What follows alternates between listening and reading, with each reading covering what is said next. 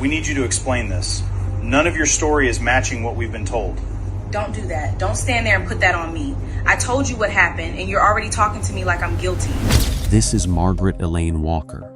At this moment, she is sitting in front of investigators inside her home in Kansas, trying to explain why she has a newborn baby in her arms, even though there are no hospital records, no doctor confirmation, and no evidence showing that she has just gone through childbirth.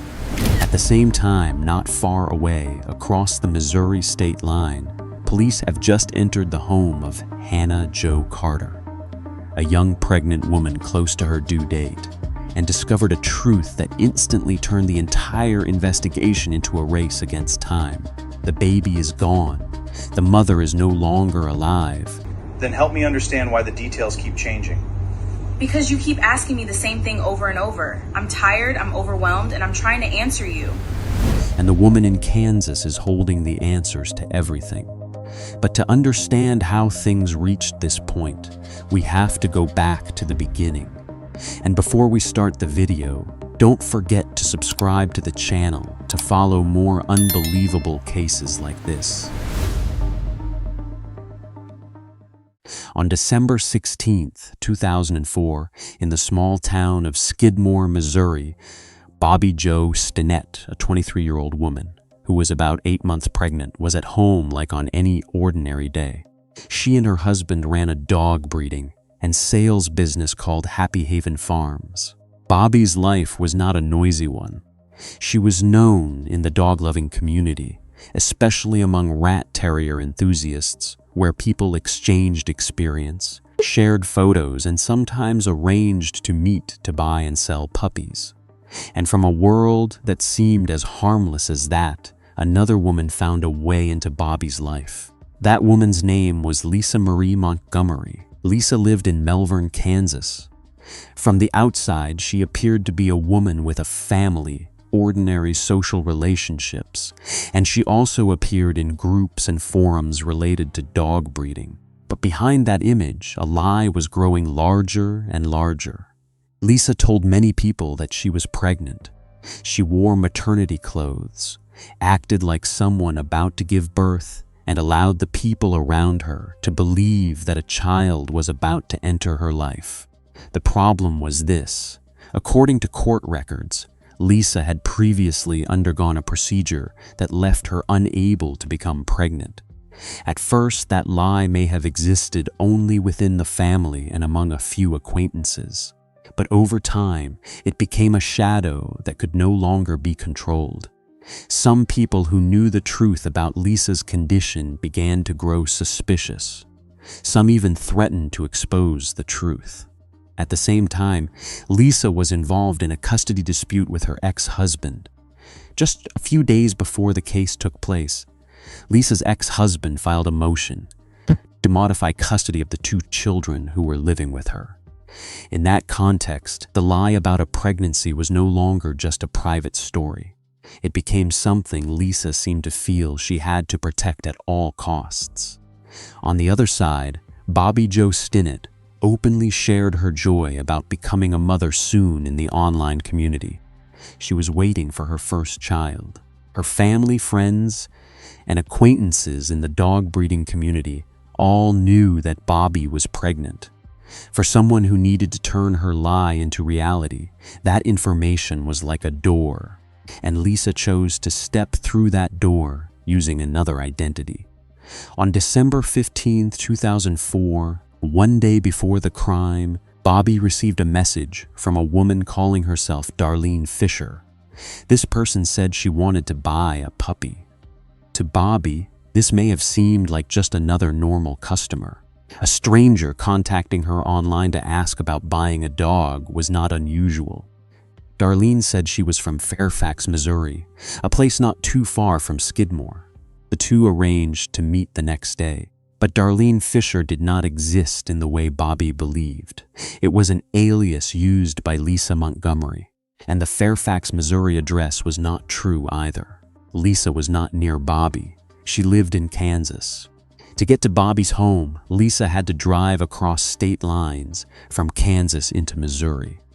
That would later become an important legal factor, because the baby was taken across state lines, giving the case federal jurisdiction. On the morning of December 16, 2004, Bobby did not know that this appointment to sell a puppy would be the last appointment of her life. Around midday, Lisa Montgomery drove to Bobby's home in Skidmore. According to court records, she brought with her items she had prepared in advance. This was not a random meeting that suddenly turned into a tragedy in a moment of anger. What was presented in court showed that Lisa went there with a plan. When Lisa arrived, Bobby still believed that the woman in front of her was a customer who wanted to see a dog.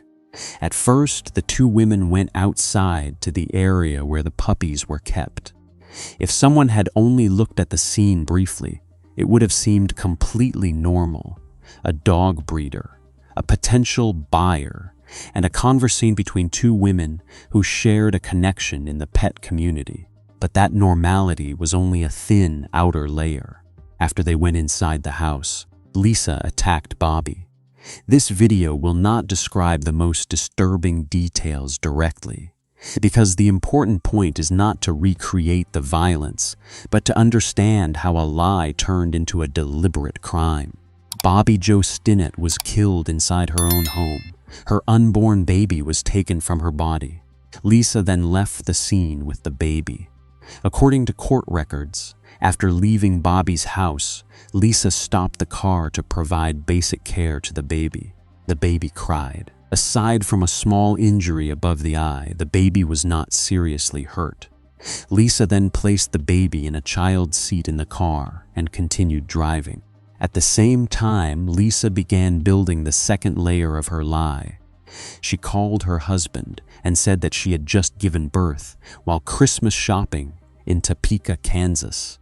The story sounded strange, but at that moment, Lisa's husband did not know what had just happened in Missouri.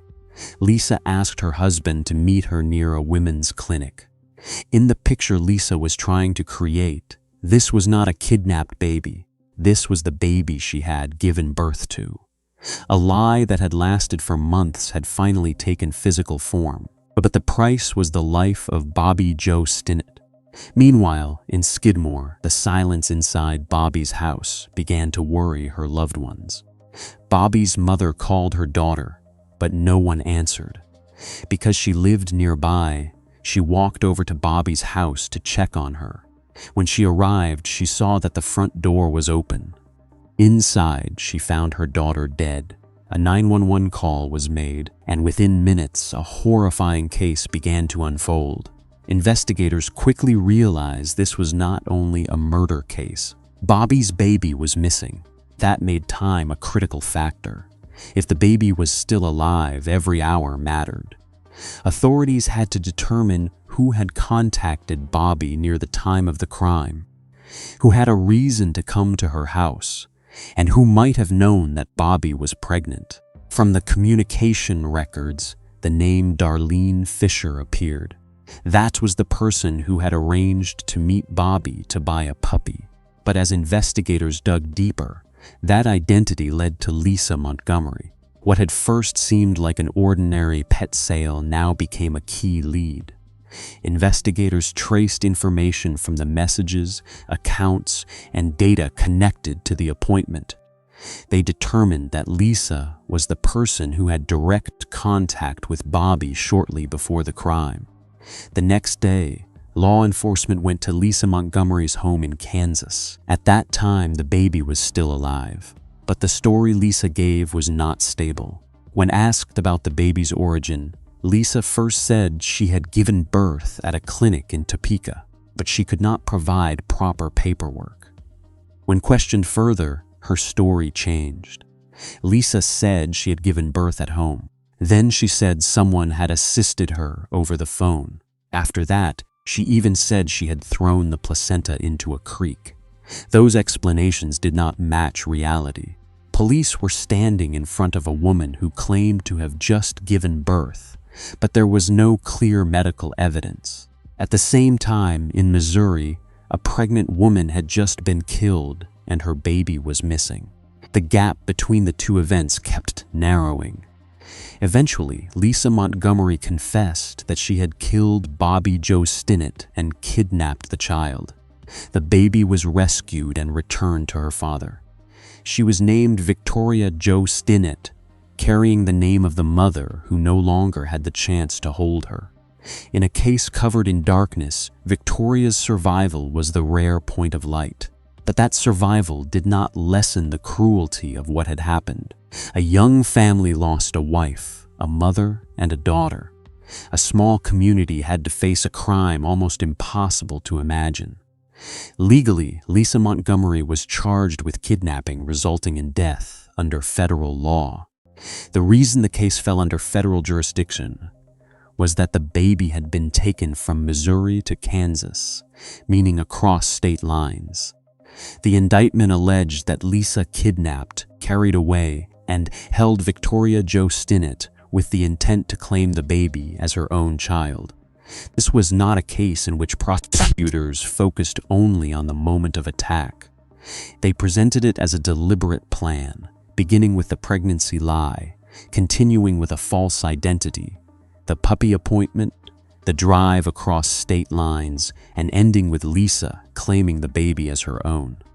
In 2007, the case went to trial in federal court.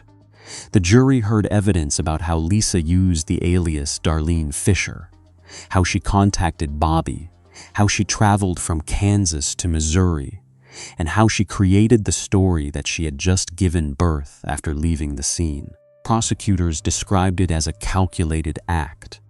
A woman who knew she could not become pregnant still told the world she was going to have a baby, then went to a woman who was actually pregnant in order to turn that lie into reality. The jury found Lisa Montgomery guilty. After that, the jury recommended the death penalty. The federal court imposed that sentence. In the years that followed, the case went through the appeals process.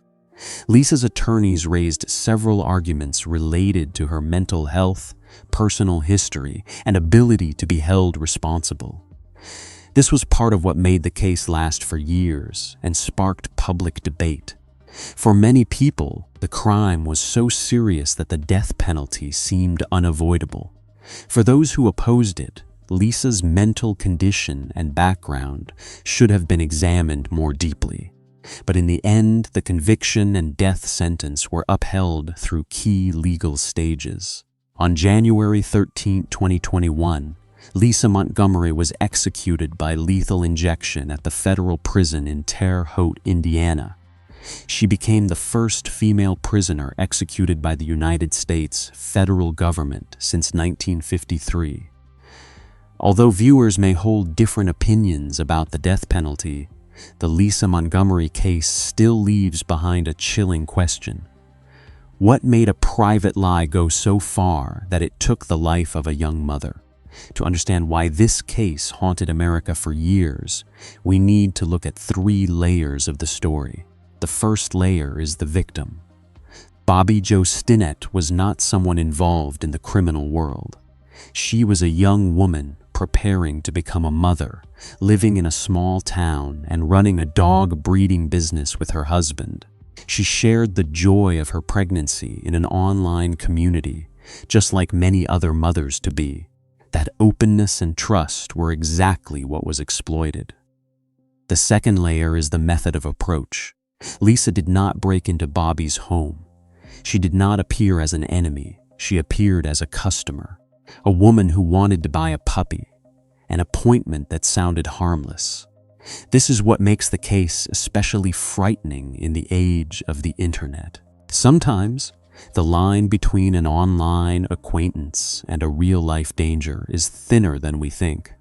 Bobby had reason to believe the woman was just a normal buyer, and that trust opened the door to tragedy. The third layer is the lie. Lisa Montgomery had built the image of a pregnant woman in the eyes of those around her. That lie did not stand still. It grew over time, needing more proof, needing a baby, needing a story to explain itself. When she was doubted, when she faced the risk of being exposed, Lisa did not stop. Instead of admitting the truth, she chose to create a false truth through the cruelest possible act. This case was not about money. There was no large insurance payout, no drained bank account, no complicated financial scheme. What was taken here was a child, a life, and a family's future. Precisely because there was no clear financial motive, the case becomes even harder to understand.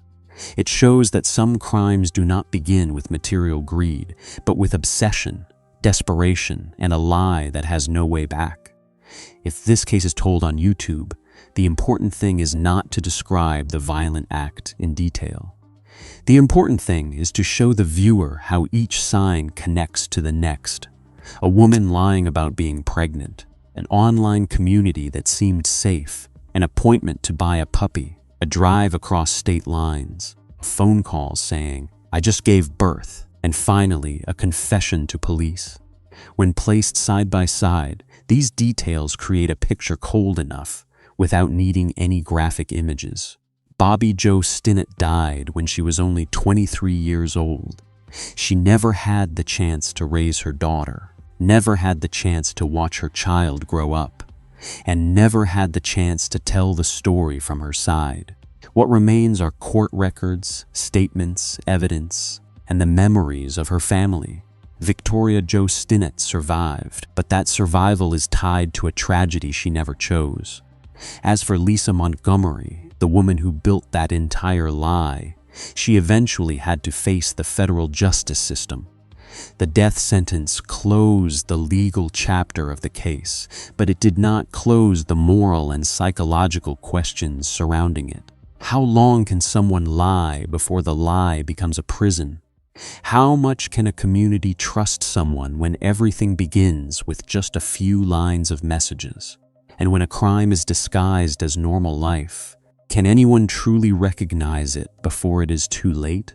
The case of Lisa Montgomery and Bobby Jo Stinnett is one of the most unbelievable cases in America, not because it was complicated like a financial conspiracy, but because it began with the most ordinary things. An online forum, a dog breeding business, a mother close to giving birth, and a customer claiming she wanted to buy a puppy. But behind that ordinary surface was a cold plan, hidden under a false identity, and a lie that had lasted for months. And perhaps the most haunting thing is not the moment when the crime happened, but the hours before it. When Bobby Jo Stinnett woke up on the morning of December 16, 2004, she did not know she was waiting for someone who had decided to turn her life into part of their lie. She did not know that the puppy appointment was not a normal transaction.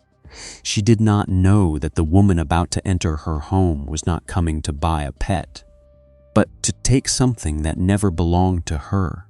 A small town, a quiet house, a young mother close to giving birth, a message from a stranger, and a lie that went too far.